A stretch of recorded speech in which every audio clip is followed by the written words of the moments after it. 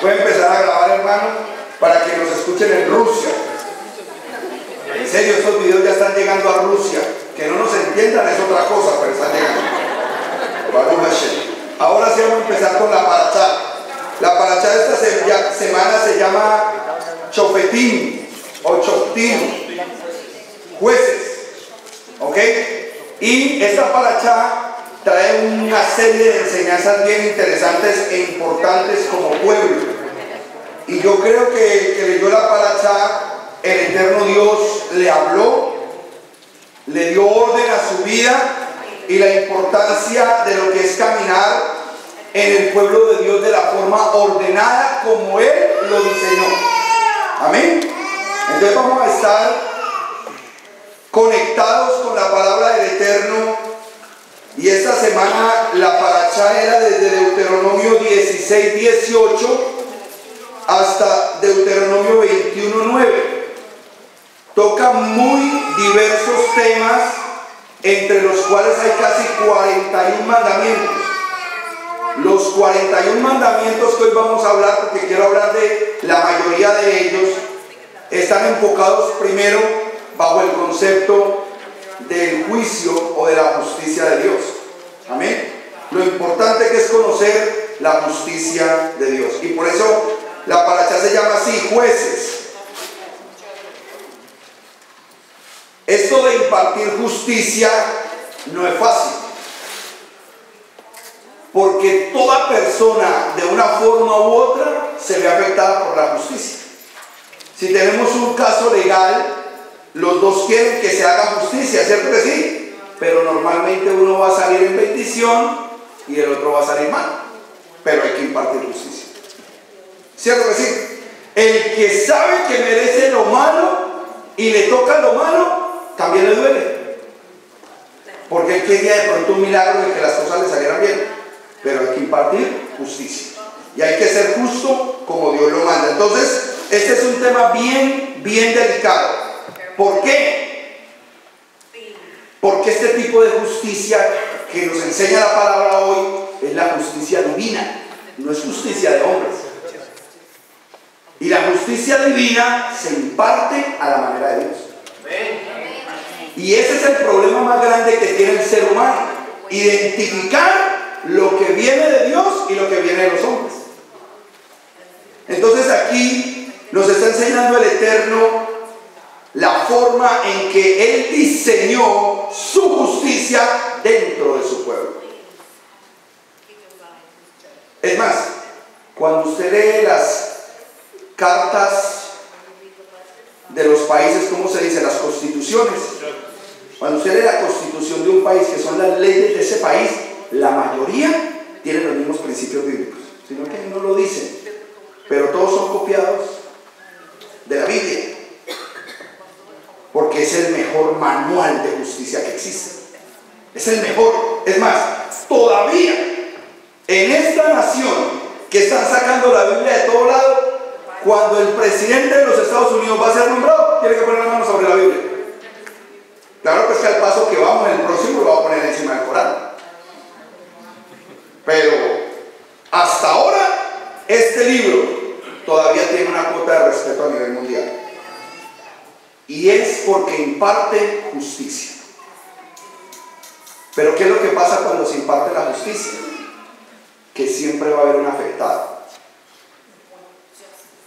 Hay una situación dentro de nosotros que se llama pecado, que no nos permite visualizar la justicia de Dios con agrado. ¿Por qué? Porque cuando hay pecado en nosotros, nos va mal. Papá da pao. ¿Y a quién le gusta el pao? Levante la mano. Ni a Jerónimo. Jerónimo me dice: papi, no apegue. No apegue, papi. De una me dice: a nadie le gusta pao. Pero Dios ejecuta justicia. Vamos a observar, antes de entrar en los términos de la parachá, un tema importante con respecto a la justicia, y está en Éxodo 2, 13 y 14. Éxodo 2, 13 y 14. Al día siguiente volvió a salir, y al ver que dos hebreos peleaban entre sí, le preguntó al culpable: ¿por ¿por qué golpeas a tu compañero? ¿Y quién te nombró a ti gobernante y juez sobre nosotros? Respondió aquel. ¿Acaso piensas matarme a mí como mataste al egipcio? Esto le causó temor a Moisés, pues pensó, ya se supo lo que hice. Moisés empezó a tomar como una actitud de justiciero. Y antes de que pasara todo este fenómeno de irse al desierto, él empezó a impartir justicia sobre sus propios hermanos. Y trató de salvar a un hermano de él de la pelea de un hermano. Pero antes había matado a un egipcio. ¿Por qué? Porque le había pegado a uno de su pueblo. Y él pensó que nadie lo había visto. Al otro día ve a dos de su pueblo peleando, a dos hebreos. Y él dice, muchachos, hombre, ¿por qué están peleando? Y ahí mismo uno de los otros dijo, ¿qué? ¿Y a usted quién lo nombró juez sobre nosotros? ¿Y a usted quién le dijo que se metiera? ¿Y a usted quién le dijo que se meta en mi vida? ¿Usted por qué es tan metido? Lucas 12, 13 y 14. Uno de entre la multitud le pidió, Maestro, dile a mi hermano que comparta la herencia conmigo. Hombre, replicó Jesús, ¿quién me nombró a mi juez o árbitro entre ustedes? Jesús es que Jesús es todo sabiduría. Como Jesús ya sabe que cuando se va uno a meter en la vida de algún hermano o de alguno de su pueblo, él mismo va a brincar. Él no fue como Moisés y dijo, hermano, ¿por qué pelean? Y para que le contestaran, debe ser metido. Él mismo dijo, ¿y usted por qué me pregunta a mí? ¿A mí quién me ha nombrado juez para que le reparta a ustedes? El mismo juez del universo dijo eso. ¿Y a mí quién me ha dicho que delibere entre ustedes? ¿Por qué el Mesías dijo eso? Porque él ya conoce al ser humano. No me voy a poner a decirle, vea, entregue lo que le corresponde a su hermano, porque el otro le va a decir, ¿cómo? Deje ser metido.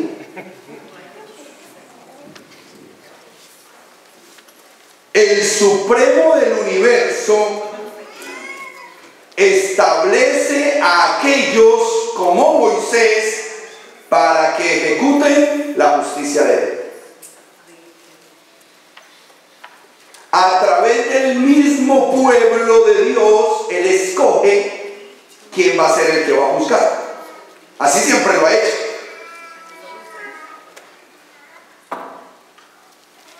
Si yo pongo un ejemplo aquí dentro de la congregación, espero que sean muy elocuentes, especialmente los más antiguos, porque pues los nuevos no tienen un criterio, no conocen a los más antiguos de la congregación.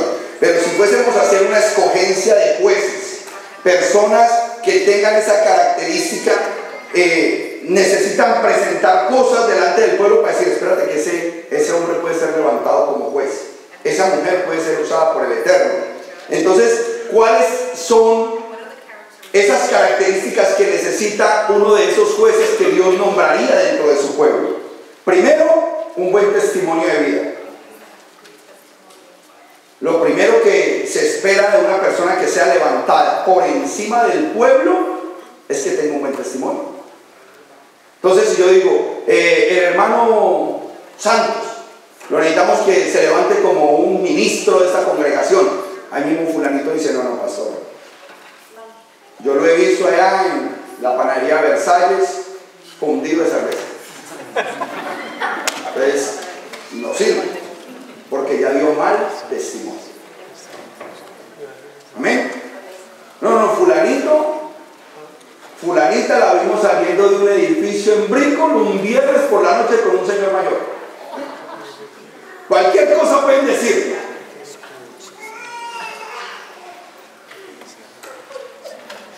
Tiene que tener conocimiento, porque caer en las manos de un juez bruto es bravo. Tiene que tener conocimiento. ¿Qué característica necesita la gente o los hombres que Dios levanta para cumplir con un llamamiento importante sobre su pueblo? Sabiduría de parte de Dios. O sea que el conocimiento que tienes por la Escritura habla lo que la palabra de Dios dice. Entonces tienes sabiduría de Dios. Tiene ciertas características que resaltan. Yo sé que usted, la mayoría entra y ustedes miran a los hermanos y ustedes ya saben quiénes están por allá, como que, uy, ese como que es mano derecha del pastor, ¿sí o no? Hay algo que usted ve en ellos que resalta. Pero lo más importante es que sean hombres y mujeres de testimonio. Que toda persona pueda hablar buenas cosas de esa persona. Ahora, si hay algo malo, la misma paracha nos dice que tiene que haber como mínimo 2 o 3 testigos que lo hayan visto allá en la Versalles, no nosotros. 3. No, sí, pastor. No, fulano, no. Constantemente está en esta sed. Eso es lo que nos enseña la paracha. Mire lo que dice Deuteronomio 16:18 para que empecemos a entrar en tónica de esta paracha. Y cualquier parecido con la realidad es pura coincidencia. Nombrarás jueces y funcionarios que juzguen con justicia al pueblo en cada una de las ciudades que el Señor tu Dios entregará a tus tribus. Yo no voy a leer de la paracha, porque aquí vamos a poner en claro muchas cosas que las necesitamos como pueblo de Dios. Levante la mano el que no es pueblo de Dios. Entonces todos estamos involucrados en esta situación. Mire lo que dice: nombrarás para ti oficiales, jueces en todas las ciudades donde Hashem tu Elohim te ponga. Nombrarás tú. ¿Quién? Nosotros. Usted es el que nombra a los jueces. Usted es el que escoge quién lo va a liderar a usted. Quiero que quede ese principio claro en el pueblo de Dios. Si usted llega al pueblo de Dios, usted es el que tiene que escoger bajo qué autoridad se mete. Es usted. ¿Por qué es importante entender eso? Porque esa autoridad fue puesta para ti. Cuando usted como pueblo de Dios escoge ese juez, usted fue el que lo escogió. Porque el versículo dice, ese juez es para ti. Y ese juez juzgará al pueblo con justo juicio. O sea, el que me haya escogido a mí como pastor, tiene que ser usted. Y si yo soy su pastor, entonces no me diga que no me meta en su vida para que me escogió. No tiene sentido, ¿no? No, es que el pastor es como tan metido, pues ¿para qué me escogió como pastor? A mí me pagan por meterme en su vida. Lo siento, pero es así. A mí me pagan por meterme en su vida. Entonces usted tiene que estar claro que la misma escritura dice que usted fue el que escogió.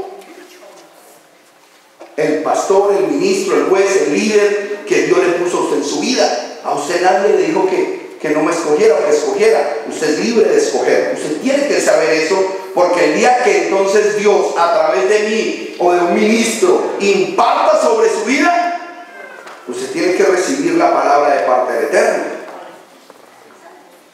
Mire lo que dice Deuteronomio 16:19. No pervertirás la justicia ni actuarás con parcialidad. No aceptarás soborno, pues el soborno nubla los ojos del sabio y tuerce las palabras del justo. Diga conmigo, cabal. Los nicaragüenses son los que dicen así, o los guatemaltecos. Cabal, ¿cierto? Así dicen ellos, cabal. ¿Cómo tiene que ser un juez? Cabal.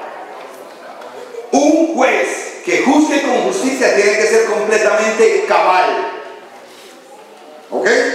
Entonces por eso tiene que tener todas las características que Dios está demandando en ese hombre o en esa mujer. De buen testimonio, que la gente lo aprecie, que la gente vea cosas importantes, buenas, y dice, no, definitivamente yo confío en lo que esta persona hace.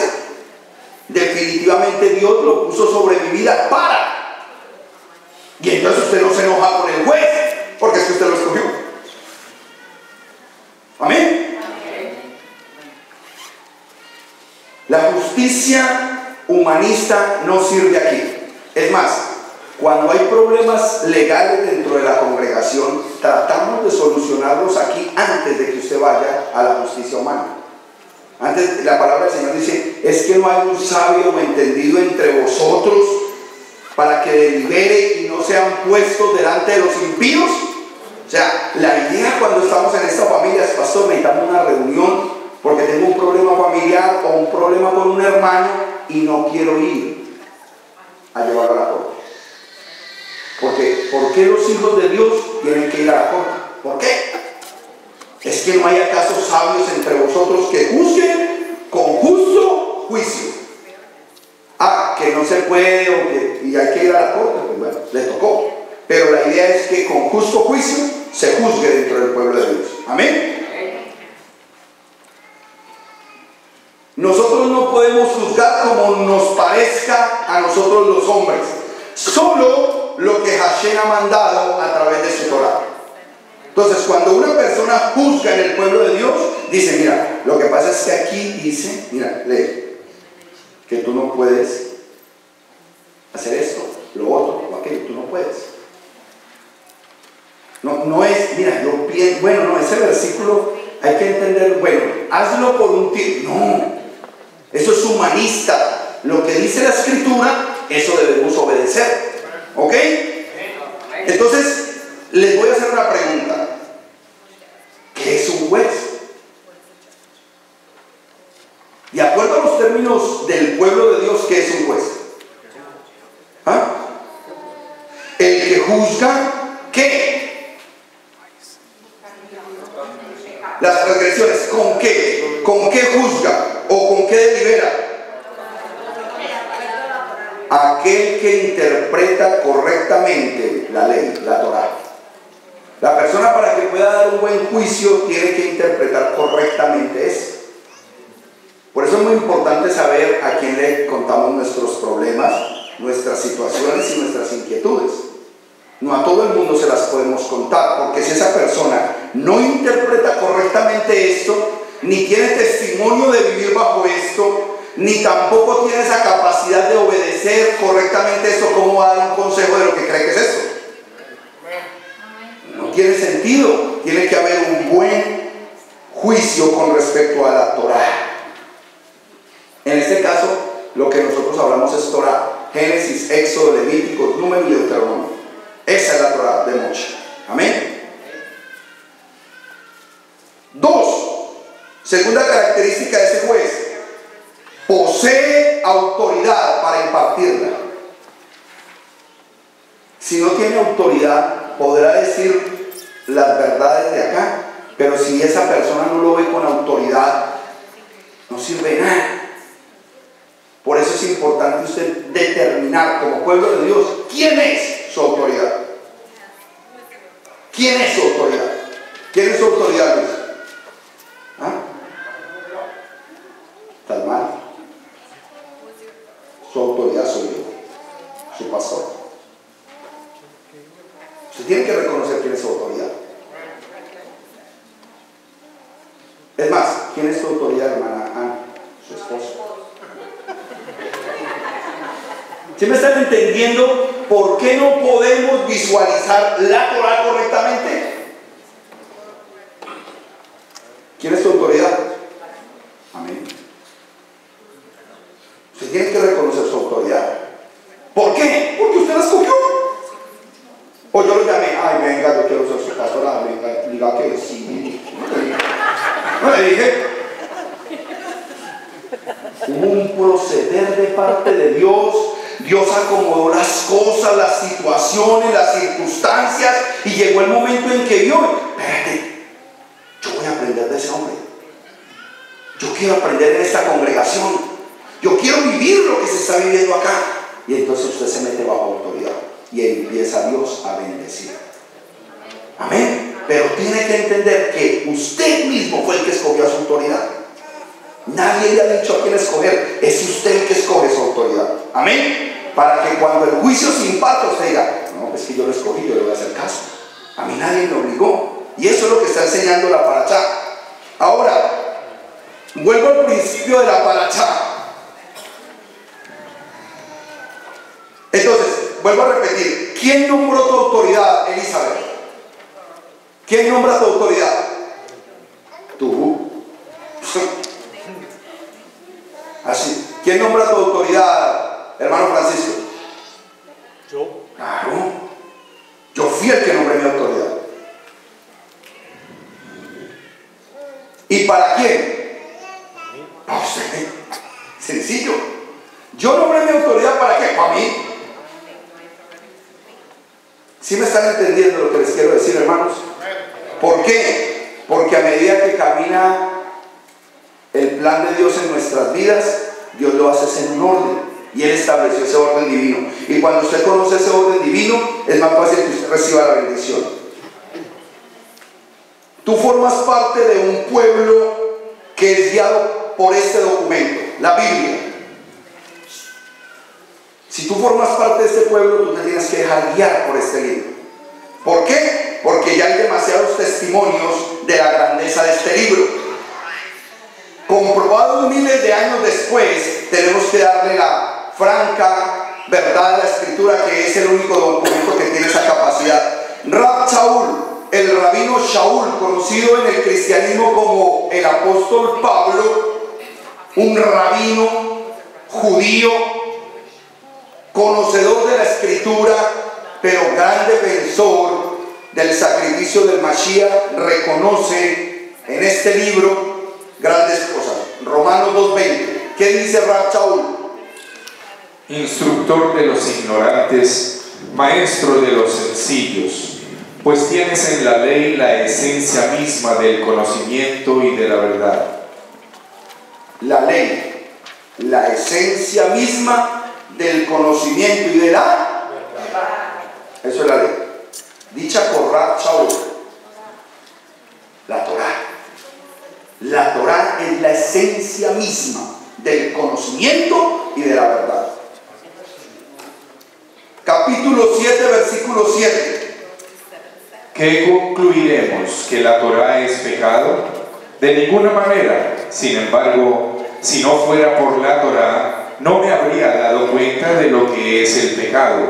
Por ejemplo, nunca habría sabido lo que es codiciar si la Torá no me hubiera dicho: no codicies.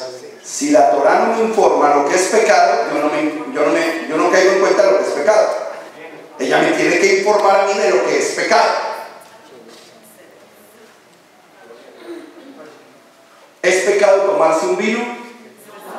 ¿Es pecado tomarse 2 vinos? ¿Es pecado tomarse 3 vinos? ¿Es pecado embriagarse? Sí. Pastor, ya está mal. Ya está mal. La palabra del Eterno dice: no os embriaguéis. Y luego dice en otra parte: porque los borrachos no entrarán en el reino.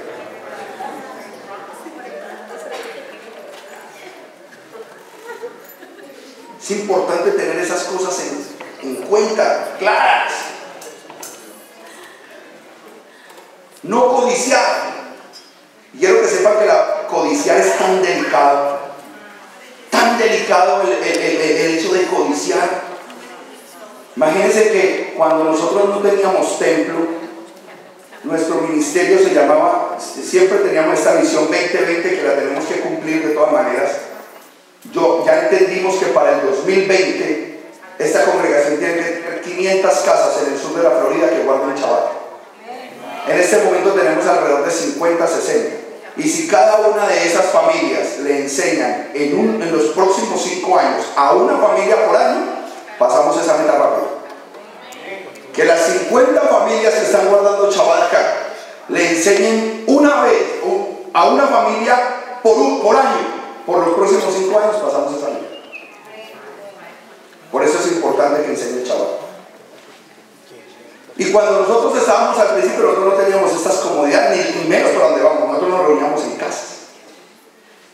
Y apartamenticos, muy buenas casas a veces, muy cómodas. otras veces todos sentaditos en el suelo, en un corredor, pero enseñamos la palabra. Una vez a mi suegro le dan por mandarlo para Colombia y nos invita a la despedida de mi suegro en una casa en Kendall. Entramos, esos llenos de carros, tremenda casa con 2 columnas, el traube, la parte de afuera en mármol. Entré y esas paredes así altas de esas casas así grandotas, wow. Y abro hacia el patio, tremenda piscina con cascada, la chocita donde se hace el asado en mármol, la parte del, no, un espectáculo, 10 mesas y todas llenas de guaro.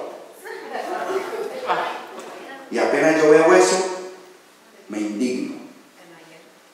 Digo, y yo predicando en esas casichitas, y este desperdicio. ¿Por qué el Señor no me da una casa como estas para predicar? Ay, pastor. Y ahí mismo viene el Espíritu Santo y me dice, eso es codiciar. Cuando yo sentí la voz del Espíritu que me dijo, estás codiciando, yo le dije a mi esposa, amor, espérame en la mesa que ya vengo. Y me fui por allá para un rincón. Le dije, Señor, perdóname. Perdóname porque inclusive para tu reino y para tu obra, pero mi corazón estaba codiciando algo que no es mío. Te pido perdón y bendigo a esta familia y te pido que les des más de lo que ellos tienen, Padre de la gloria, y no permitas que mi corazón, escondido bajo la palabra, pero también esté codiciando. Ay, pastor, ¿a usted le pasa eso? ¡Sí! Me pasó antes de venir ahorita aquí. ¿Cómo? Pasé por la iglesia donde yo nací, aquí a 3 cuadras, Eclesia. Yo nací ahí hace 16 años, espiritualmente. Y el logo de ellos es redondo. Entonces yo volteo en el carro, veo el logo redondo y lo primero que se me viene a la mente es ver este logo ahí.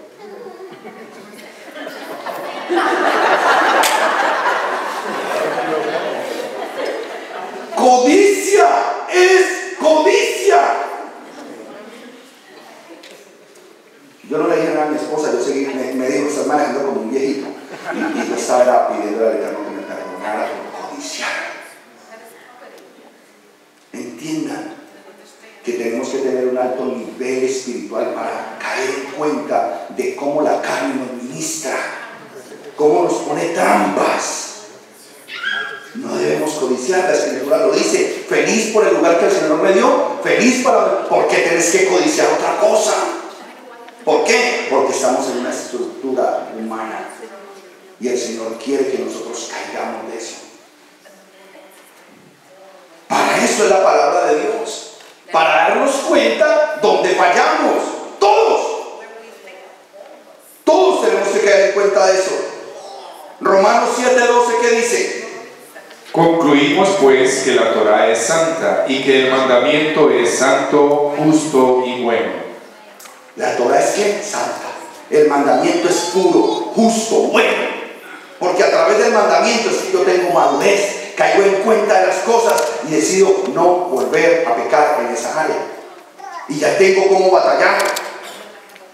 Quiero que sepan, y es claro que la mayoría ya sabe que la Biblia no se contradice. Que cuando usted encuentra un versículo raro que como que va en contraste con otro, es porque no hemos entendido algo. Y si la ley de Moisés no fuera vigente como muchos están enseñando hoy, ¿por qué el rabino Shaul, Pablo, en Romanos está diciendo estas palabras? Porque está diciendo que la Torá es buena, que el mandamiento es bueno, que el mandamiento es justo. La palabra no se contradice, hermanos, porque vamos a decir que a los cristianos ya no les toca guardar mandamientos. Entonces se estaría contradiciendo con lo que Romanos dice. Entonces nosotros tenemos que tener una claridad. Si sí vamos a obedecer la Biblia o no. Porque por encima de su pastor está la palabra de Dios. Y si este juez le dice a usted que haga algo que va en contra de la palabra, eso se dice, me falta un momentito. Cambio de juez insofable. Porque yo le obedezco a usted, pero cuando usted me hable a través de la palabra. Cuando usted me diga, vea, es que aquí dice, hermano, pastor, yo no había visto ese versículo, vea, ahí está. Pero si un juez a ti te va a decir que hagas lo que no tienes que hacer y que no está en la Biblia, tú dices, no, cambio de juez. No, yo no sigo aquí. Tiempo. Cambio de juez. Amén. Estos versículos, al igual que muchos otros en el Nuevo Testamento, en el Brit Hadashah, serían una completa contradicción, porque hoy se nos está enseñando eso, que tal mandamiento, que el Shabbat ya no hay que guardarlo, que porque Jesús ya es nuestro Shabbat, que esto no hay que hacerlo porque yo no sé qué, que eso cambió cuando el Mesías, que ya se puede comer chicharrón, que porque cuando él se montó en el madero, el ADN del marrano cambió. No, él se montó en el madero y el ADN del marrano cambió. ¿Ya? Entonces se puede comer chicharrón. Mateo 23:23. Escuchen, amados hermanos. Ay de ustedes, maestros de la ley y fariseos, hipócritas, dan la 10ª parte de sus especias, la menta, el anís y el comino, pero han descuidado los asuntos más importantes de la ley, tales como la justicia, la misericordia y la fidelidad. Debían haber practicado esto sin descuidar aquello. Los está reprendiendo porque para ellos era grandioso decir que diezmaban. Es que nosotros diezmamos hasta del comino, de la canela, de cualquier cosita, nosotros entregamos todo el diezmo. Y está hablando de Mateo, y el mismo Jesús lo está diciendo. Le digo, yo sé que ustedes lo hacen, pero descuidaron lo más preciado de la Torá: la fidelidad, la justicia, la misericordia. Practiquen eso sin dejar lo otro. Amén. Sin dejarlo, pero practiquen ¿qué? Justicia, misericordia y fidelidad. ¿Qué es fidelidad? Fe. ¿Y qué es fe? Obediencia. O sea, practique la escritura. Simple.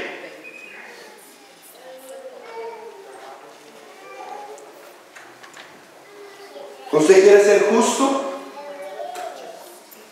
Cuando lavamos las manos en el Shabbat, hemos enseñado que la mano derecha representa misericordia y la mano izquierda representa justicia. Entonces, por eso cuando lavamos nuestras manos, oramos así: levantamos más la misericordia que la justicia, que el juicio. Esto es juicio, perdón, juicio. Mayor, Señor, que sea tu misericordia que tu juicio. Porque cuando las dos se unen, es la justicia de Dios. Siempre será más grande su misericordia que lo justo de Él. ¿Ok? Entonces, por eso es tan importante que nosotros aprendamos a vivir como esta palabra lo dice y como el Señor lo diseñó en su palabra. La mesa del Shabbat nos enseña a nosotros tantas cosas. Cuando nosotros sentamos a los niños allá, cuando están ustedes haciendo el Shabbat en su casa, la mesa del Shabbat es un altar precioso donde los hijos de Dios aprenden muchísimo. Esa mesa usted la debe guardar, cuidar, mantener como un verdadero altar. Ay, pastor, ¿en serio? Mire lo que dice Ezequiel 41:22.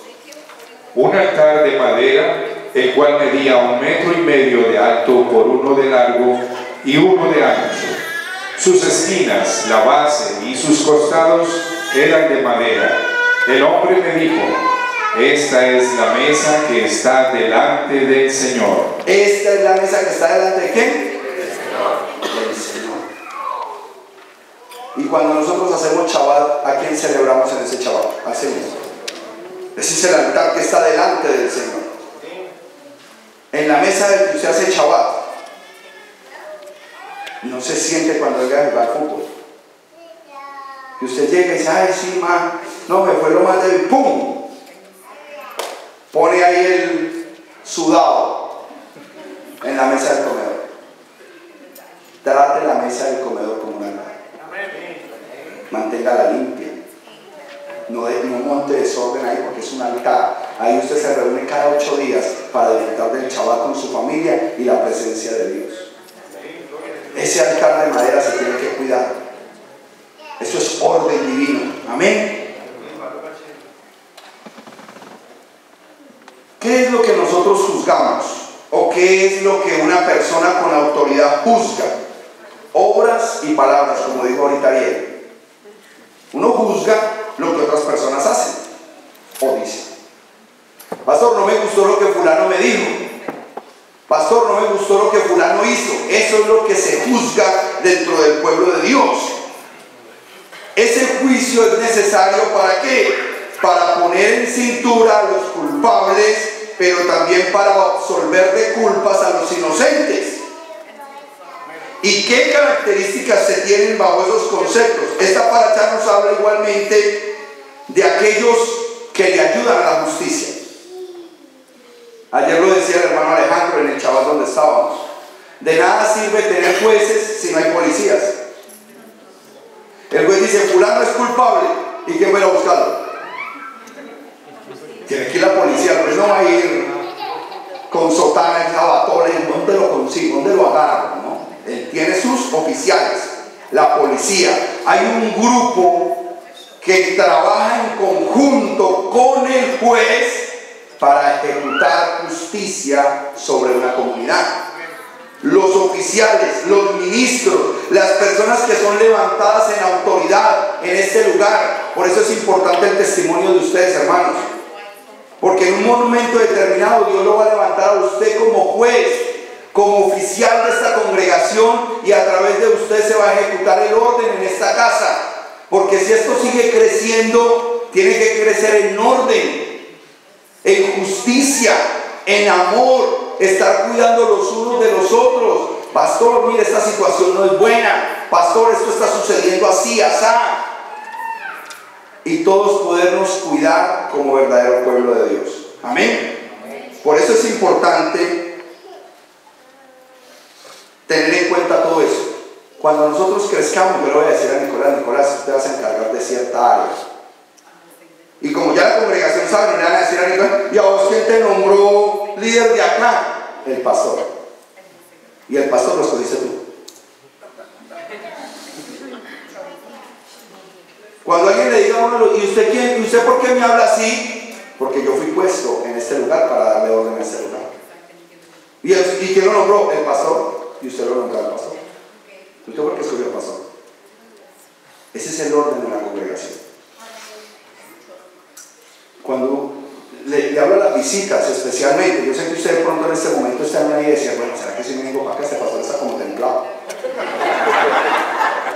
Pero yo le digo algo a la persona que de pronto está buscando una congregación. Si usted se viene para esta congregación, es para hacer lo que se hace en esta congregación. Y si se va para otra, es para hacer lo que hacen en esta congregación. Nunca se vaya a una congregación a hacer o a pretender que el pastor haga lo que usted quiere que haga allá.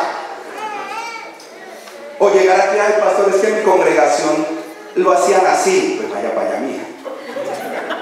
Aquí lo hacemos así.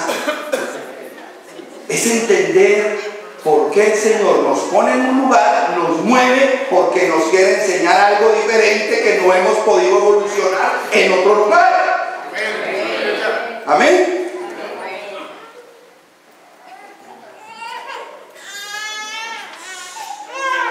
Imaginemos un pueblo con jueces y sin policías. Un desorden. Él no va a poder hacer todas las funciones. Pero miren qué tremendo. Cuando las cosas están en orden y hay un hombre con conocimiento y con autoridad. ¿Saben quién fue uno de los ejemplos más hermosos en la Escritura que mostró el verdadero juicio y justo? ¿Quién me lo puede decir? El hombre más sabio de la Escritura, Salomón. Miren la historia que Salomón tuvo que solucionar de manera sabia y poderosa, pero lo que yo quiero mostrar detrás de la historia que está en primer libro de Reyes, capítulo 3 del 16 al 28, son ciertos elementos que se conjugan en ese caso. Léelo por favor, hermano, pongan bastante atención, especialmente los jóvenes. Tiempo después, dos prostitutas fueron a presentarse ante el rey. Una de ellas le dijo: Su Majestad, esta mujer y yo vivimos en la misma casa. Mientras ella estaba allí conmigo, yo di a luz, y a los 3 días también ella dio a luz. No había en la casa nadie más que nosotras dos. Pues bien, una noche esta mujer se acostó encima de su hijo y el niño murió. Pero ella se levantó a medianoche y mientras yo dormía, y tomando a mi hijo, lo acostó junto a ella y puso a su hijo muerto a mi lado. Cuando amaneció, me levanté para amamantar a mi hijo y me di cuenta de que estaba muerto. Pero al clarear el día, lo observé bien y pude ver que no era el hijo que yo había dado a luz. «No es cierto», exclamó la otra mujer. «El niño que está vivo es el mío y el muerto es el tuyo». «Mientes», insistió la primera. «El niño muerto es el tuyo y el que está vivo es el mío». Y se pusieron a discutir delante del rey. El rey deliberó. Una dice: «El niño que está vivo es el mío y el muerto es el tuyo». Y la otra dice: «No es cierto, el niño muerto es el tuyo y el que está vivo es el mío». Entonces ordenó: «Tráiganme una espada». Cuando se la trajeron, dijo: «Partan en 2 al niño que está vivo y denle una mitad a esta y la otra mitad a aquella». La verdadera madre, angustiada por su hijo, le dijo al rey: «Por favor, su majestad, dele usted a ella el niño que está vivo, pero no lo mate». En cambio, la otra exclamó: «Ni para mí ni para ti, que lo partan». Entonces el rey ordenó: «No lo maten, entréguenle a la primera el niño que está vivo, pues ella es la madre».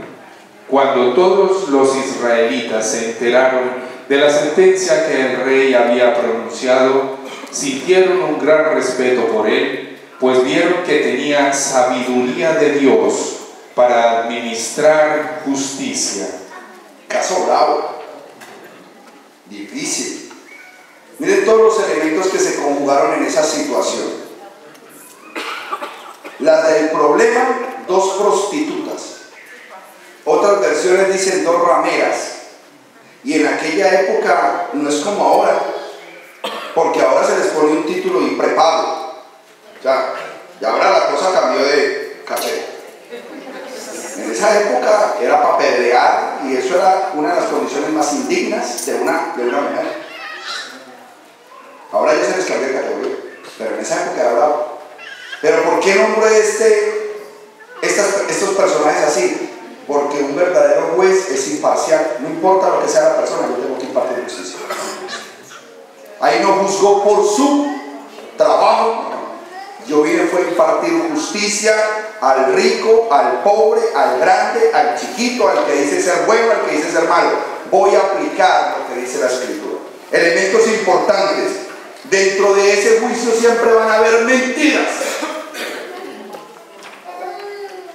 Lo más tremendo de una persona que tiene que deliberar en justicia es encontrar a los mentirosos. ¿Quién será el que está diciendo la verdad? ¿Quién será el que está acomodando la verdad? Porque el que acomoda la verdad ya es mentiroso. El que dice una verdad media ya es mentiroso. Aún por conocimiento bíblico, una persona que se excusa constantemente está bajo un espíritu de mentira. Perdón si se cae alguno ahí. Ojo, que el que se excusa constantemente está bajo un espíritu de mentira. Así es sencillo. Y como nuestra guerra no es ni contra carne ni contra sangre, hay que reprender al espíritu de mentira y la persona se deja justificar. Tercer elemento, la vida misma como el valor supremo. ¿Usted se alcanza a imaginar las vidas que se han destruido por las mentiras de otros? ¿Usted se alcanza a imaginar eso? Las vidas que hoy en día, si hiciéramos un conteo de cuántas vidas se han destruido por las mentiras de otros.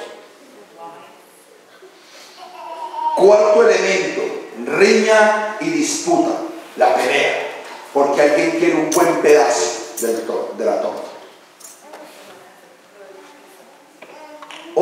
elemento que está en un juicio, diferentes niveles de jokmah, de sabiduría.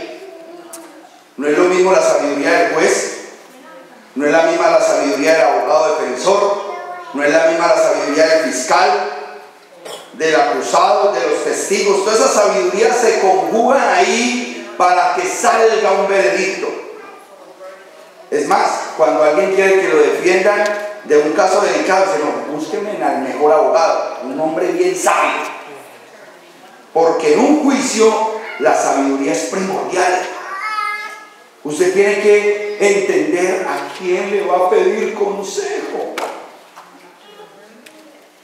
El más bruto es usted que va y le pide consejo a uno que acabó de hacer bancarrota a preguntarle que cómo se vuelve millonario.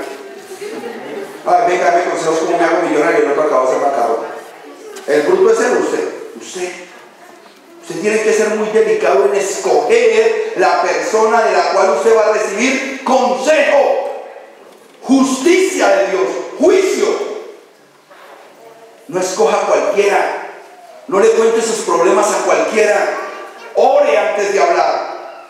Señor, muéstrame la persona con quien yo tengo que compartir esta situación. Porque cuando usted se junta con personas que no tienen esa sabiduría, antes usted se da cuenta que entran en peores problemas. Sexto elemento en este caso,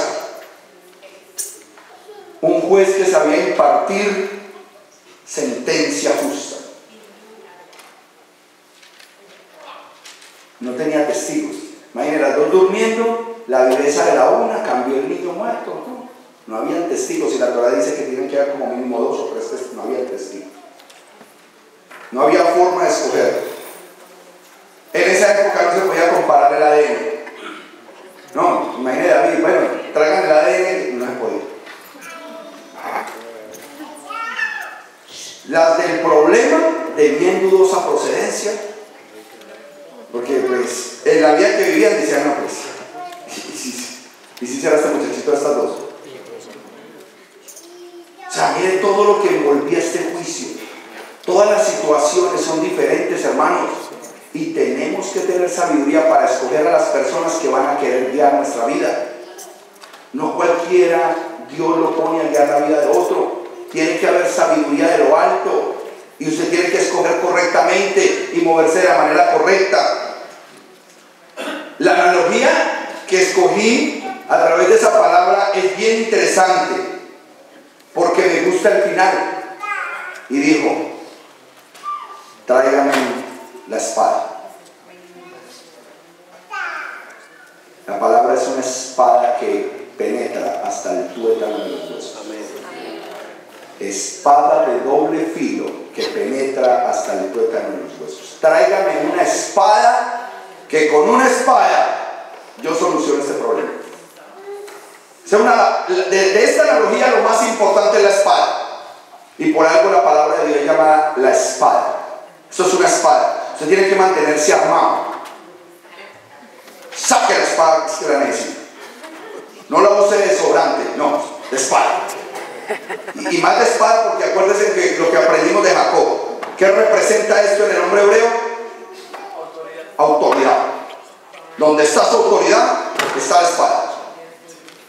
Amén. Nada de sobrantes. Autoridad. Amén. ¿Algún problema? Desenfunde. Por estilo. Sí, hermanos. Ay, me han salido unos. En serio, les digo, hermanos, vamos a Apocalipsis. Apocalipsis. Cuando yo lo veo así, le digo, hermano, ¿cuánto lleva en el Evangelio? 15 años, pastor.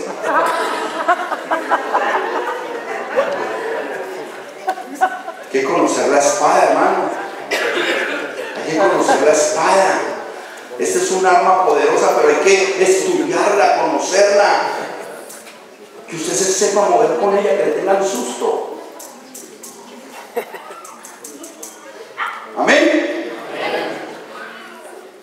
No cuento historias, porque es que yo he visto historias con una hermana. Que conocer la escritura. ¿Sabe qué hace la espada? ¿O qué hizo la espada apenas iba a partir el niño? aflora el verdadero amor. Cuando la justicia de esta espada cae, huele o a bueno o a maluco. Cuando esta espada opera, nos damos cuenta de las verdaderas intenciones que habían en el corazón. ¿Por qué? Porque la palabra de Dios dice que esta sabiduría entra hasta lo profundo de los corazones de los hombres y discierne los corazones, pesa los espíritus. Cuando usted va a escoger a su pastor, usted tiene que pesar el espíritu de ese pastor. Usted tiene que mirar y decir, espérate un momentito, o lo recibo como pastor o no. El pastor Germán me enseñó a mí que de la misma manera que usted se enamora de una mujer, usted se debe enamorar de su mentor. Usted siente una atracción, ese es el hombre que yo quiero que me enseñe. Y el pastor, el mentor hace lo mismo. Yo quiero ese discípulo, porque le dio algo a ese discípulo, porque sabe que ese discípulo tiene un potencial para llevarlo a otro nivel. Tiene que haber una relación especial entre el mentor y el discípulo. ¿Para qué? Para impartir justicia. Así es que se buscan las relaciones que van a tener un propósito poderoso y eterno. Amén. Una dijo, ni para ella ni para mí. Ya, se vendió solita. Una de ellas dijo, ni para ella ni para mí. Ahí mostró el aroma que había en su corazón. Pero la otra inmediatamente afloró el amor y la misericordia de una verdadera madre. No lo mates, dáselo. Yo me contentaré con saber que está, pero dáselo. Eso es lo que hace la espada. Cuando tú lees la palabra, cuando tú impartes justicia, sale el verdadero amor que hay en el corazón. Tú le estás leyendo la palabra a alguien y alguien se quebranta. Alguien dice, no, espérate que Dios me habló. Espérate que yo quiero un compromiso con el Eterno. Espérate que Dios me está llamando a hacer algo diferente. Yo quiero conocer esa justicia de Dios. Yo quiero caminar bajo esa misericordia del Eterno. Quiero tener un verdadero juicio sobre todas las cosas de la vida. Y cuando usted busca eso, solamente lo va a encontrar aquí, en la santa, bendita y poderosa palabra del Eterno. Cada uno de nosotros le va a tomar tiempo el aprender lo que necesita para poder tener el justo juicio de Hashem. Todos nosotros estamos aprendiendo, pero qué rico es saber que uno pudo intervenir en la vida de otro y por el consejo sabio que usted le dio, esa vida fue cambiada y transformada. ¿A cuánto les ha pasado así que le han dado un buen consejo a alguien y algo ha pasado y usted se siente lleno y dice, wow, gracias por haberme mostrado el camino, gracias por haberme hablado? Y cada uno de ustedes está en esa capacidad, pero tiene que conocer el justo juicio del Eterno. Vuelvo a repetirles Deuteronomio 16:19. No pervertirás la justicia ni actuarás con parcialidad. No aceptarás soborno, pues el soborno nubla los ojos del sabio y tuerce las palabras del justo. Aquí no vale la amistad. Mucho cuidado. Por un amigo, por un familiar decir mentiras en un juicio delante del Eterno. Justo juicio, sin parcialidades. No aceptar sobornos. No, pero es que el amigo no es dueño de empresa, tiene plata, cuidado, que nada. El justo juicio de Dios debe operar de la manera correcta. Mire lo que dice Romanos 2, 5 y 6 acerca del justo juicio que hemos de vivir. Pero por tu obstinación y por tu corazón empedernido, sigues acumulando castigo contra ti mismo para el día de la ira, cuando Dios revelará su justo juicio, porque Dios pagará a cada uno según lo que merezcan sus obras. Si usted de pronto no ha tenido hasta el día de hoy un justo juicio, le informo que lo vamos a tener. Y nosotros no nos vamos a poder esconder del Eterno, a no ser que caminemos en Teshuvah. Porque lo único que va a alejarnos de la ira de Dios es el arrepentimiento y el sumergirnos en las aguas.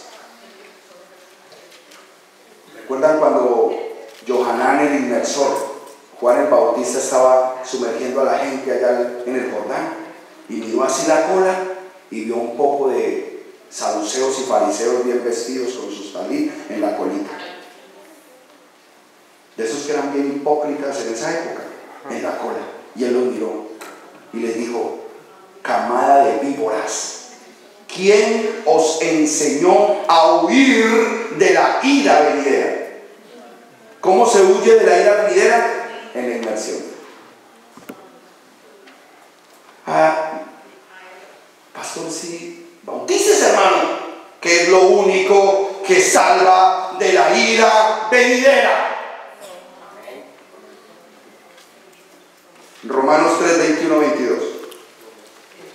Pero ahora, sin la mediación de la Torá, se ha manifestado la justicia de Dios, de la que dan testimonio la ley y los profetas. Esta justicia de Dios llega mediante la fe en Jesucristo a todos los que creen. De hecho, no hay distinción. Mediante la fe en Yeshua HaMashiach, nuestro Señor y Salvador Jesucristo, es que nosotros recibimos el juicio verdadero de Dios, y solamente a través de Él nosotros podemos tener el veredicto a favor de nosotros en ese juicio justo. Miren lo que dice Juan 1:47. Cuando Jesús vio que Natanael se le acercaba, comentó: aquí tienen a un verdadero israelita en quien no hay falsedad. Me gusta la otra versión cuando dicen: he aquí un verdadero israelita en el cual no hay engaño. Qué bueno que toda persona que se acerque a nosotros diga: haga negocio con ese hombre, que en ese hombre no hay engaño. Hable con él sin problema, con ella, porque en esa persona no hay engaño. Eso es un verdadero israelita, en quien no hay engaño. El que no tiene la carta escondida detrás de él, la manda. La palabra del Eterno dice que nosotros debemos ser como cartas abiertas, leídas por todos los hombres. Las personas que tienen sus vidas escondidas, difícil trabajar ahí. Difícil trabajar con vidas escondidas. Tiene que haber apertura. Por eso debes buscar a la persona correcta y decir: pastor, necesito hablar con usted, necesito contarle mi situación, porque no espere el problema grande. Creo que de pronto puede venir una situación si yo no saco a flote eso. ¿Qué es lo más hermoso de hablar? Que hay liberación. Y dice la palabra de Dios que cuando nosotros expresamos nuestra debilidad, Él perfecciona su poder en nuestra debilidad. Exprésela, dígala: necesito, estoy angustiado, me falta, tengo situaciones difíciles. Y usted expresa su debilidad y el Señor perfecciona su poder en medio de la debilidad. Porque Él se hace grandes con el pequeño. Él se hace fuerte con el débil. Él se purifica y se enaltece con el que quiere salir de la sociedad. Amén. Tenemos que ser identificados como verdaderos israelitas. Si queremos lograr el propósito que Dios tiene con nosotros como mispajá, como familia, y que cambiemos la vida de muchos a nuestro alrededor, la gente nos tiene que ver y dice: ahí viene un verdadero israelita. En esa persona no hay engaño. Usted lo ve por este lado y es lo mismo que si lo ve por el otro lado. Es como un vaso de cristal. Por donde usted lo mire, sabe lo que hay. Así sea negativo. Así sea negativo. Es que ninguno es perfecto. No somos perfectos. Pero sí podemos ser honestos. Amén. La honestidad, la integridad de parte de nosotros es lo que nos va a levantar en la bendición de parte del Eterno. Deuteronomio 4, 5, 8 nos explica por qué esta palabra es importante para un pueblo. Deuteronomio 4, del 5 al 8. Mire, yo les he enseñado los preceptos y las normas que me ordenó el Señor mi Dios, para que ustedes los pongan en práctica en la tierra de la que ahora van a tomar posesión. Obedézcanlos y pónganlos en práctica. Así demostrarán su sabiduría e inteligencia ante las naciones. Ellas oirán todos estos preceptos y dirán: en verdad, este es un pueblo sabio e inteligente. Esta es una gran nación. ¿Qué otra nación hay tan grande como la nuestra? ¿Qué nación tiene dioses tan cerca de ella como lo está de nosotros el Señor nuestro Dios, cada vez que lo invocamos? ¿Y qué nación hay tan grande que tenga normas y preceptos tan justos como toda esta Torá que hoy les expongo? Mire qué tremendo cómo es calificado el pueblo de Dios que seguía por eso. ¿Qué Dios hay tan poderoso como ese que imparte normas tan tremendas, tan grandes y tan fabulosas como las que están en esta Torá? Este pueblo, esta información nos hace un pueblo sabio, un pueblo poderoso, un pueblo numeroso, un pueblo grande. Y si Dios ha determinado llevarnos a otro nivel, y si Dios quiere engrandecer nuestro ministerio, hagámoslo a la manera de la Torá. Que como familia sepan las personas allá afuera que es bueno formar parte de ese ministerio, porque cada uno de los miembros de esta casa es una luz para las naciones. Ese es el propósito que nosotros debemos ejecutar. Vamos a tener problemas, sí, pero podemos juzgar sabiamente los problemas que tengamos. Vamos a tener inconvenientes, sí, pero podemos arreglarlo de la manera justa, porque Dios nos ha dado la herramienta. Amén. Mire lo que dice, y lo quiero leer yo, Deuteronomio 16:20, de aquí de la Parachá.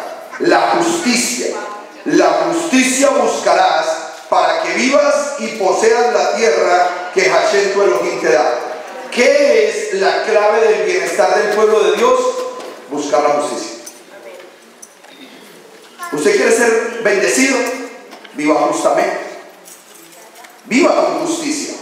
Déjese regir por lo que la Torah dice, por lo que esta palabra enseña, y usted va a recibir la bendición. A usted se le entregará el territorio y la bendición que fue prometida a Jacob, su padre.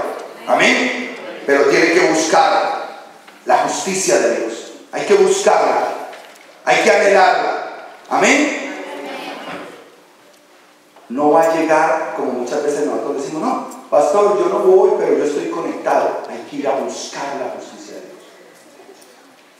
Hay que buscarla, hay que venir a congregarse con el pueblo, porque ahí es donde el Señor se glorifica, donde están reunidos como familia, como mispajá. Ahí es donde el Señor se glorifica. No se dejen confundir por el mensaje que hoy están dando allá afuera. No, es que todos los ministerios ahora son malos, los pastores lo único que quieren es plata. No, yo estoy aquí en mi casa bien. Hay que ir a buscar la justicia, y se encuentra en la mispajá. Ninguna iglesia, mejor dicho, todas las iglesias son perfectas hasta que usted llegue. Punto. Usted llega y se empieza a ver las imperfecciones. Pues iglesia, antes de que usted llegara era perfecta. Créame, usted llega y se empieza a ver los defectos. Pero antes de que usted llegara, la iglesia era perfecta. ¿Sí me está entendiendo, hermana familia? ¿Por qué les decía esto?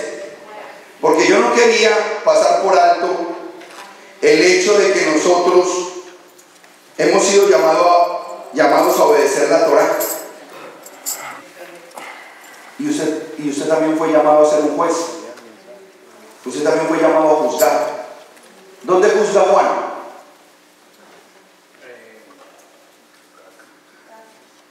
En mi casa. Ah, no, él es el juez de la casa. ¿Dónde más juzgas? Mi trabajo. ¿Es el jefe? Menos de le dijera al empleado: venga, juzgue usted aquí en la empresa que haga. ¿Le es el jefe?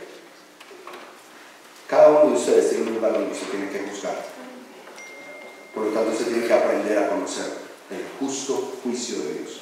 Esto no solamente para el pastor. Pastor, yo soy madre soltera, pero toca aprender a ser juez.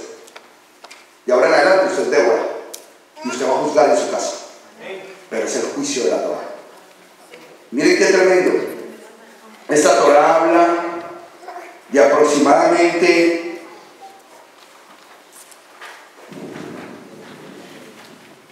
40 mandamientos, 41 mandamientos. Pastor, 41 mandamientos, sí, son 613. El que le enseñó a usted que eran los mandamientos lo engañó. Y no por gusto propio, sino que es la teología de hoy.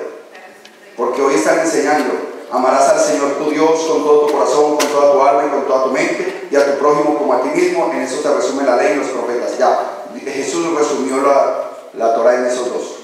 Te enseñaron un error. Porque los mandamientos, los primeros se escribieron en una piedra para que nunca fueran borrados. y son 10.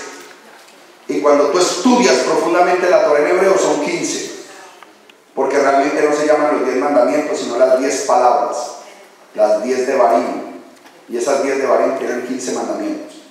Y cuando tú haces un estudio completo de la Torá son 613, de los cuales nosotros que estamos en el extranjero, que no estamos en Israel, podemos llegar a cumplir aproximadamente 125 mandamientos.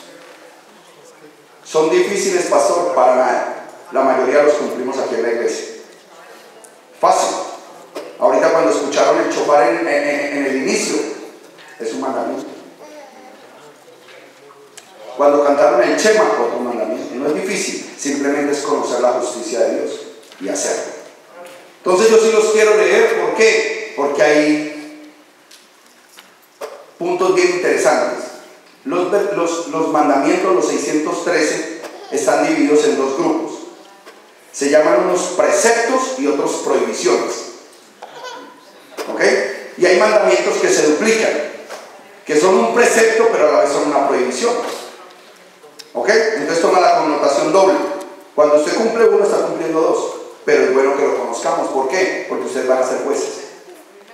Y necesitamos conocer la palabra, y necesitamos quedar en cuenta de nuestros pecados, y necesitamos ponernos a cuenta con Dios, porque estamos en un tiempo de Teshuvah. Hoy vamos a terminar en una administración de oración juntos, como pollitos. Nos vamos a montar hoy como pollitos a pedirle perdón a nuestro Padre Celestial, y a que nos cubra y nos proteja de accidentes, de situaciones difíciles. Si viene ese huracán, que ese huracán haga Pesaj sobre nosotros. ¿Sabes qué es Pesaj? Pasar por encima. Y es una de las fiestas del Eterno, el sacrificio de Pesaj, pasar por encima. ¿Ok? Mire, voy a leerlos así rápido, pero tengo 3 o 4 señalados que me gustaría hablarlos. Precepto de nombrar jueces y oficiales en cada comunidad. O sea que nosotros debemos nombrar. Si vamos a seguir creciendo, necesitamos nombrar pastores, necesitamos nombrar ministros y necesitamos pagarles, porque el obrero es digno de su salario. Amén. Entonces, si nosotros vamos a crecer, tenemos una congregación que está creciendo en Alabama, en Georgia. Yo ya hablé con él y él me decía: pastor, nosotros queremos empezar a meter en una cuenta para construir un edificio. Y yo: sí, ve qué tan bonito. ¿Y cuándo te van a pagar a ti tu salario como pastor? ¿Cómo así, pastor? Claro. Vas a construir un edificio y no vas a comer tú y tu familia. ¿O qué clase de alimento le vas a dar a tus ovejas? Vas a trabajar 11 horas al día y luego vas a ir a leer la palabra media hora, y eso es lo que vas a ir a alimentar a tu pueblo. Son hijos de Dios y tú les tienes que dar buen alimento espiritual. Tú tienes que estudiar y dedicarte al estudio de la palabra para darle un buen alimento a los. Así funciona esto. Precepto de obedecer siempre al Sanedrín. El Sanedrín es el cuerpo de ancianos. Yo tengo varios ancianos, pero por las caras.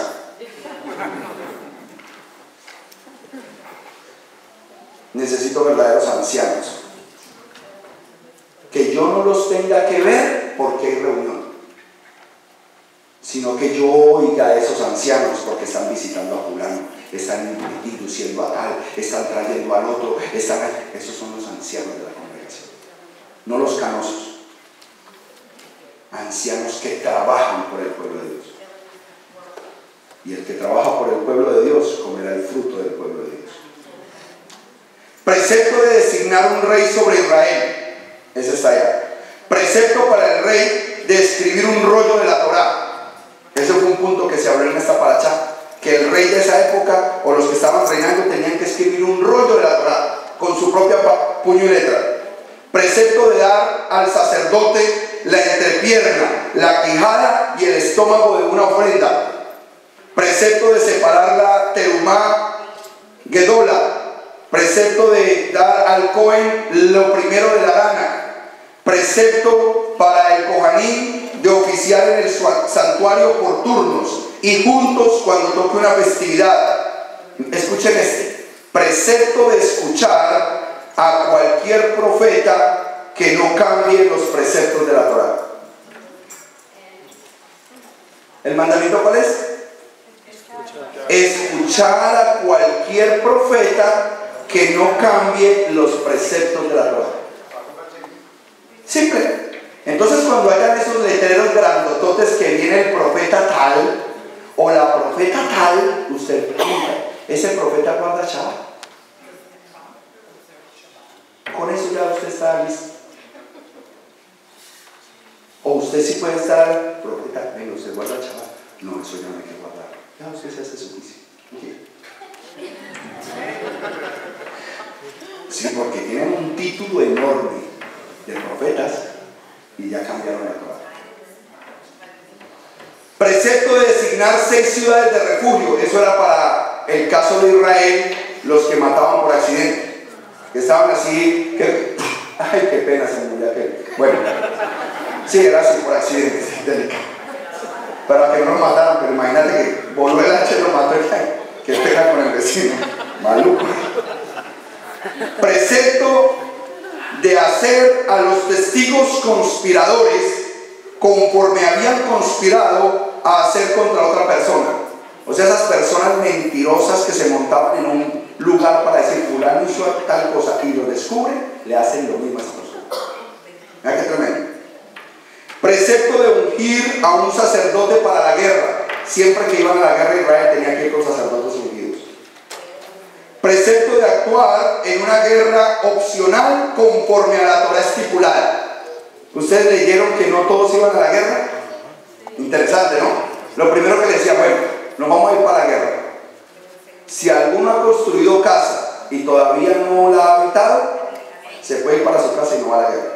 Cosa que no se vaya a morir y otro le habite la casa que hizo. Si alguno contrajo contrato de matrimonio y todavía no ha tenido la consumación de su matrimonio, para casa. No lo queremos en la guerra porque de pronto se muere y otro le cumple a su esposa. Todas las excusas que tenía que sacar un israelita para no ir a la guerra, primero que se fuera a cumplir con la excusa antes de estar en la guerra. Hay 2 posturas para eso bien interesantes. No, por eso le dijo a los primeros, para que los miedosos ya se estuvieran orinando. Porque el miedoso dice, no, yo no tengo nada, pero yo no quiero estar en esa guerra. Ya el miedoso dijo, bueno, ya se devolvieron esto, pues yo ya me voy, porque en una guerra hay gente cobarde. La pastora lo dice. Y ahí mismo le dice, todos los miedosos se van. ¿Sabe por qué? Porque una persona miedosa en la guerra llena de miedo alrededor a los otros. En una guerra solamente puede haber gente valiente. En una batalla solamente pueden haber valientes. Una persona con susto le hace pegar ese susto. ¿Quién se ha visto la película de Gladiator? Mi esposa le da rabia porque yo me la he visto como 20 veces. Cuando ellos ya van a salir a la primera explanada de tierra y el de adelante se le está orinando a... Cuando usted está en la guerra, usted tiene que ser valiente. Amén. Y todos los días es una guerra para el Hijo de Dios. Todos los días tenemos que batallar para cumplir los mandamientos del Eterno. No podemos tener temor, no podemos tener miedo. Tenemos que ser valientes para ser obedientes a la Torá. Amén. Precepto de precepto de desnucar a una becerra en un valle escabroso. Esos eran sacrificios que se hacían solamente en Israel. Prohibición de plantar árboles en el santuario. Mire qué tremendo. Prohibición de plantar árboles en el santuario. Allá en Israel, al lado de la explanada, no se podía sembrar nada. Y en Israel no se deben sembrar árboles como con una actividad espiritual. ¿Por qué les voy a decir eso ahorita? El que sigue, prohibición de erigir un pilar para idolatría. Esos 2 tienen que ver con lo que está pasando ahorita con el Islam. El Papa, uno de los rabinos más fuertes judíos y uno de los sacerdotes más fuertes musulmanes sembraron un árbol en Jerusalén. Y eso sale en una foto. Irrumpiendo con esto, con carácter espiritual, para decir nos unimos y se funda el Islam, la nueva religión universal, el Islam. Y todo, entonces todos los que tienen el carrito que dice coexistir, con todas las letras, con símbolos de todas las religiones que hay, no, todos somos hermanos, todos vamos a pasar rico allá en el cielo. Cuidado, que eso es mezclarte con las otras religiones. Prohibición de ofrecer un animal con un defecto temporal. En esa época regalaban ovejitas patiquebradas, tuertas, o sea, daban malas ofrendas. No regales lo que está malo, dale lo bueno que tengas. Amén. Prohibición de desobedecer al Sanedrín. Hay un problema y vienen los ancianos y yo les digo, hermano, mira, hay un problema con fulanito y él quiere que nosotros deliberemos. Todos los ancianos sacamos un veredicto y le decimos, hermano, usted tiene que hacer esto. Usted no puede desobedecer lo que esos ancianos le dijeron, porque usted se metió debajo de una cobertura en el pueblo. Amén. Prohibición de designar a un rey que no sea judío. Prohibición para el rey de adquirir demasiados caballos. Estos son los que yo quiero hablar. Bien. Prohibición de un rey de adquirir demasiados caballos. Prohibición de habitar en Egipto, o sea, en ciudad de pecado. Prohibición para el rey de tener demasiadas esposas. Prohibición para el rey de amasar demasiado oro y plata, sino solo lo que necesita. Estos mandamientos fueron los que llevaron a la destrucción a Salomón. Esos mandamientos él exageró en la fama, en la lana y en la dama, y eso lo llevó a romper con los principios que aquel reino lo dividiera el Eterno. Un verdadero juez de Dios se tiene que cuidar de todas esas cosas por el buen testimonio que debe tener delante del pueblo.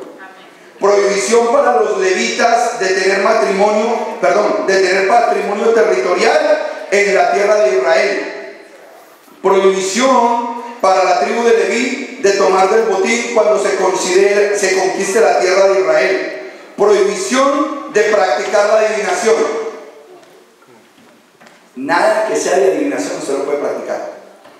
Ay, pastor, ni el horóscopo. Es una prohibición. Usted ora para que el Señor se mantenga en su bendición venidera. Padre, sé tú formando parte de mi bendición mañana. Tú me proteges, tú me guardas, tú me cuidas. ¿Ok? Cuidado con el calendario Bristol. Ve, vas a Colombia, tráeme el calendario Bristol. Prohibición de practicar hechicería. Prohibición de contratar hechiceros. Prohibición de consulta a un espiritista. Prohibición de consulta al espiritista de Gidoní. Hay que averiguar quién es ese. Prohibición de consultar a un muerto. Pastor, ¿y cuando uno consulta a un muerto? Cuando le pide a un santo. O cuando juega con la ouija. Está consultando muertos. Ay, no, póngale eso a San Expedito, que eso se encuentra. Mija, usted no puede quedarse soltera, cuelga a San Antonio de cabeza en el closet. Sí. Y hay cristianos que lo hacen, pobrecito, porque es que nunca les han enseñado la justicia de la Torá, o que son Israel. Es más, hoy dicen, no, es que nosotros no somos Israel, nosotros somos gentiles. Perdón, un gentil es fuera de pacto. Entonces, ¿qué pasó con la sangre del pacto? Si tú dices que eres gentil, estás fuera de pacto. Hay que reconsiderar eso. Prohibición de profetizar en falso. Prohibición de profetizar en falso. Y hoy hay iglesias donde siempre se termina con un grupo de gente profetizándole a todo el mundo cada servicio. O hermano, ay, el Señor me habló y me dijo que te dijera.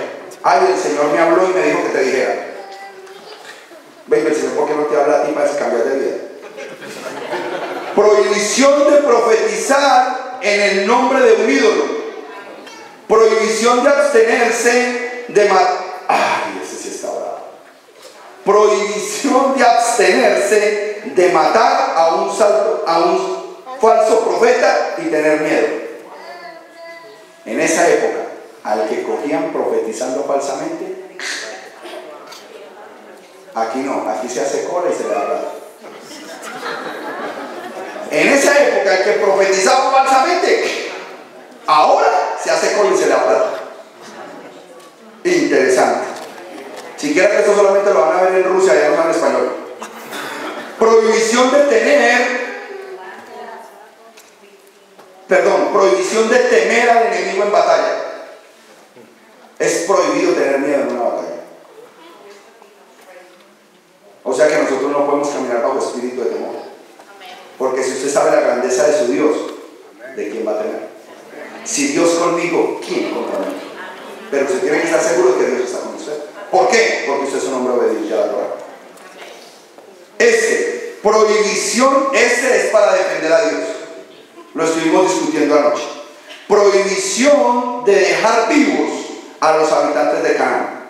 Muchas personas ponen un problema cuando leen ese versículo que dice que el Señor le ordenó a Israel que matara hombres, mujeres y niños.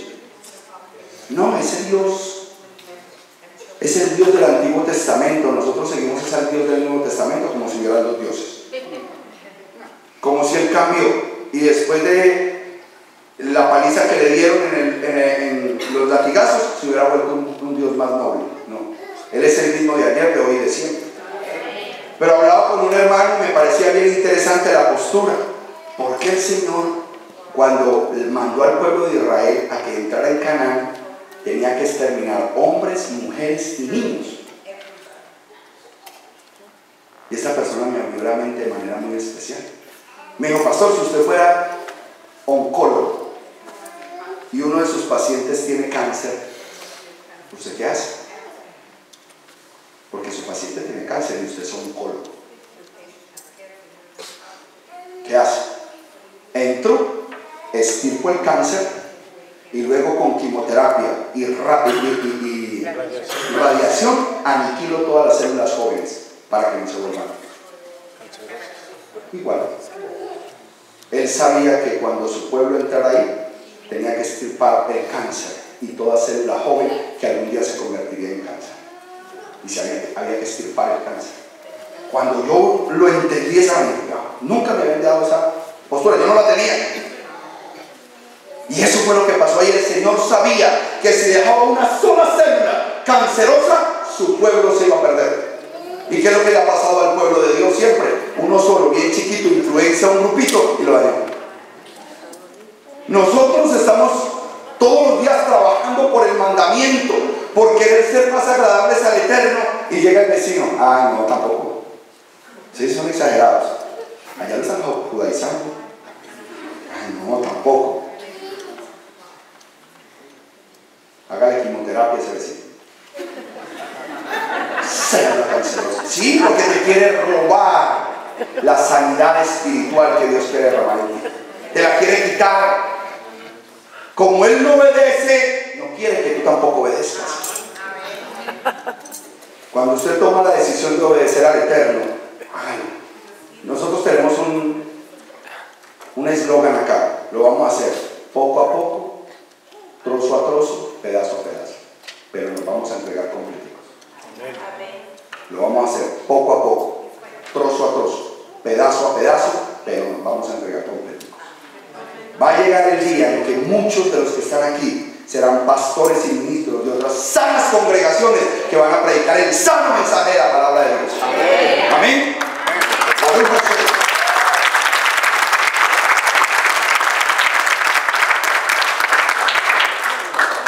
Pero también me dijo otra cosa. Porque yo le dije, como yo aprendí que el cáncer se elimina rápidamente o mejora la condición de la persona con la alimentación, le dije: yo no, pues cambia de alimentación. No pasó. Porque entonces estás utilizando otros sistemas diferentes. Estás utilizando al dermatero, estás utilizando otros sistemas que no van a servir. Eso fue lo que Dios quiso evitar. No utilizar sistemas diferentes. No, venga, evangelicemos. Ay, venga, el Señor no le dijo eso. A esos yo los conozco. Me los eliminan desde chiquitos. Yo los conozco, yo soy Dios. Tocó. ¿Es duro? Sí, pero hay que saberlo ver. ¿Por qué el Señor dio la orden? Porque más adelante los profetas les iba a decir: Cada persona que tú dejes en tu territorio, de los que yo te dije que no dejaras, se convertirán en una aguja en tu talón. ¿Y qué hacen los que tienen ahí en el talón mandándole agujas explosivas todos los días? Serán como una aguja en tu talón, y todos los días una agujita para arriba, otra agujita. Hay que hacerle caso al Eterno. Prohibición de cortar los árboles de una ciudad cuando se hace la guerra. Prohibición de arar o plantar en el valle escabroso donde la becerra fue desnucada. Mire todo lo que nos enseña la palabra del Eterno. ¿Usted alguna vez había escuchado esos mandamientos? No. Porque no leen. Hoy me hablaba una hermana allá en la puerta. Me decía, pastor, le habló a una cristiana y le digo, y ya guardo el chavo. Me dice, ¿por qué estás guardando algo que no está en la Biblia? Y es cristiana de hace años. Y yo solamente le dije, bueno, ¿me puedes hacer un favor? Léeme de Éxodo 28. Éxodo 20, y entonces ella empezó a leer los mandamientos. Apenas llegó al versículo 8 se le quebró la voz. ¿No me has leído los mandamientos? Necesitamos conocer la palabra, obedecerla para hacernos para las naciones. Amén. Necesito que me llamen a todos los servidores que están afuera, inclusive, porque yo quiero que hagamos una oración especial. Vengan para acá todos como pollitos. Traigan a los niños. No quiero que nadie de esta congregación, ni siquiera la hermana que está allá traduciendo, se me quede allá afuera. Quiero a todo el mundo aquí. Tienen que estar sintiendo el brazo de otro hermano al lado. Como cuando el Mesías dijo en Jerusalén, ¿cuántas veces llamé a mi pueblo como la gallina quiere cubrir bajo sus alas a sus polluelos y no quisiste? Quiero que se acerque, quiero que vengas para acá, ven para acá. Ven para acá, ven con tu esposo. Hacia aquí. Ahí. Que gente te rodea allí. Vamos a hacer como una especie de círculo, bien cerquita, ven para acá tú. Hacia aquí, aquí. Ven tú para acá, hacia acá. Ahí, vamos a rodear, vengan para acá, no se me queden por allá lejos, como pollitos. Como pollitos, no quiero, todos los niños, vengan y se los entregan a los niños, a sus papás. Venga usted, abuela, madre, criatura, y péguese, aquí usted tiene que sentir a su hija. Quiero que sepan algo importante. Venga para acá, hermano, péguese. Viene un tiempo muy difícil, ¿ok? Y nosotros como creyentes de la Torá sabemos que el 13 de septiembre se cumple un año Shemitah. Y en el 2001 hubo caída económica. En el 2008 hubo caída económica. Y se está esperando algo catastrófico en la parte económica, ojalá solamente sea para esta Shemitah. ¿Ok? Porque los tiempos del Eterno ya están determinados. El pueblo de Dios puede tener muchos enemigos, muchos. Islámicos. A un islámico sería feliz aquí que estamos como pollitos, hacer así, ¡pum! Sería feliz. Mataron a 100 cristianos en una iglesia en Internet. Eso es lo que quiero. Los dueños del capital del mundo, péguense para acá. Los quiero bien cerca, péguense a la hermana acá. Así, como pollitos. Los niños vienen para acá para que los compartan. Sí, esa es la idea, que toda la familia esté aquí reunida. Tenemos muchos enemigos. Los dueños del mundo financiero saben que para ellos tener más dinero, los pobres tienen que tener menos dinero. Ahorita viene un huracán, pero de pronto viene otra cosa. Y lo único que yo le digo, venga lo que venga, nosotros tenemos en nuestra ecuación al Dios del cielo. ¿Ok? No importa lo que se pueda presentar el día de hoy, porque cualquier cosa nos puede matar. Hoy podemos estar muy asustados de que pase algo duro, pero es que un cáncer nos puede matar. Una gripe, una matera que se cayó al quinto piso. Lo único que necesitamos tener es en la ecuación de Dios. En lo que vayamos a hacer y a vivir de hoy en adelante, Dios tiene que ser lo primero. Siempre tiene que estar presente a través de la oración, a través de la meditación. ¿Amén? Entonces necesito que nadie esté suelto. Los de atrás que van a hacer Los hermanos que están de servidores, que hagan un abrazo así, en la parte de atrás. ¿Ok? Todos juntitos. Vamos a orar. Dame tu mano. Los que están ahí, pegados por familias, y que uno de los brazos de una familia toque otra familia, pero ninguno debe estar suelto, ni siquiera el de la cámara. De esa cámara ya o apáguenla. Ya los de Rusia se acostaron. Todos unidos. Venga para acá, es en serio, todos unidos. Quiero que le pongas en santidad la mano a tu hermano en el hombro, en alguna parte, y vamos a orarle.